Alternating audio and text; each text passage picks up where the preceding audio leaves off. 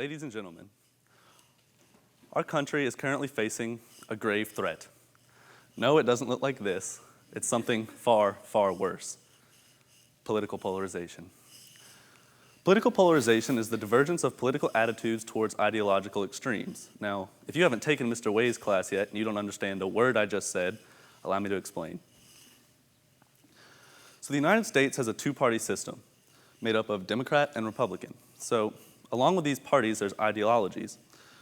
So liberal tends to map more with the Democrat Party, and conservatives tend to map more with the Republican Party. So when political polarization's at a low, these parties have a lot of overlap. When there's at a high, there's not a lot of overlap. So there's a lot of factors that play into political polarization. One of the biggest is media. And when I talk about media, you probably think I'm talking about the news. But we're not just talking about the news. We're talking about social media, movies, music, and TV. So let's look at Grey's Anatomy, for example, a show that you probably don't think is political.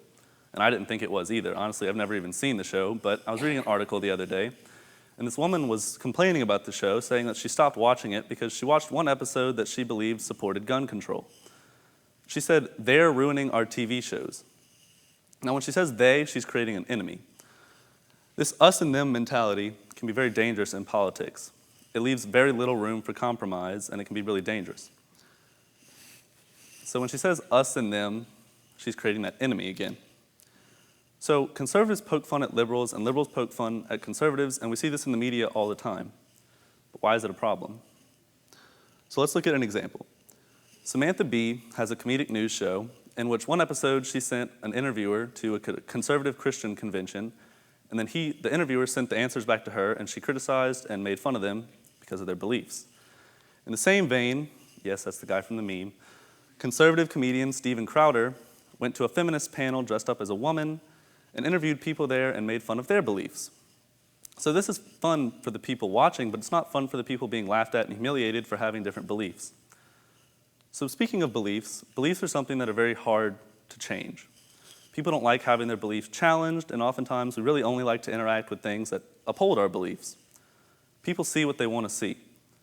During the Cold War, there was a wave of alien movies that swept across the United States. These movies featured aliens invading the United States. So this was supposed to be, it was supposed to symbolize the threat of communist invasion. But the directors of these films never explicitly stated that that's what they were about. Then we have the creators of South Park, Trey Parker and Matt Stone, who said that they've written conservative episodes that liberals praised and liberal episodes that conservatives praised, because people see what they want to see. So this brings us to the release of Star Wars: The Last Jedi, an incredibly divisive film. The numbers speak for itself. But this divide wasn't the only divide. It was also divisive among liberal and conservative reviewers.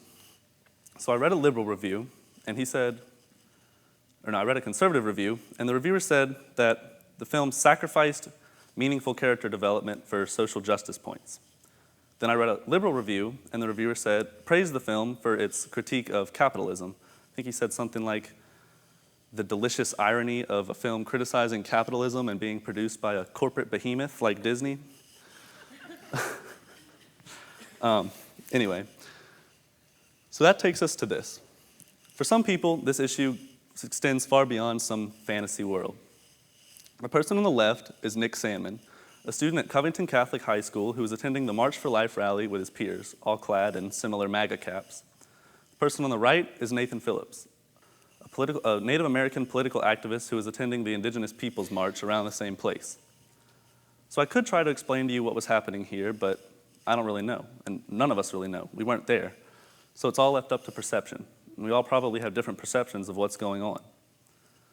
It got a lot of media attention, and the headlines were pretty different. Some of them said that the boy was racist. Some of them said he had no idea what was going on. But we don't know. We weren't there. The fact that he was racist, though, spread like wildfire. And it's a lot harder to put out a wildfire than it is to start one. The media has a responsibility to its consumers. People can't be so giddy to put out the next big story that they forget to get the facts straight, or they don't look for the facts. So you might be wondering, Owen, how do we fix this problem? Well, I don't know. I have some suggestions, though. Next time you're reading current events or you're looking at the news, try reading a source that you may not usually agree with. It's good to interact with things we don't usually agree with and that challenge our beliefs because it exposes us to different points of view. Also, remember that people are more than their beliefs. Because at the end of the day, it's good to focus on what we all have in common. We're not just conservatives or liberals or Democrats or Republicans. At the end of the day, we're all Americans. And we're the future of America. Its future is in our hands. So let's make it great. Thank you.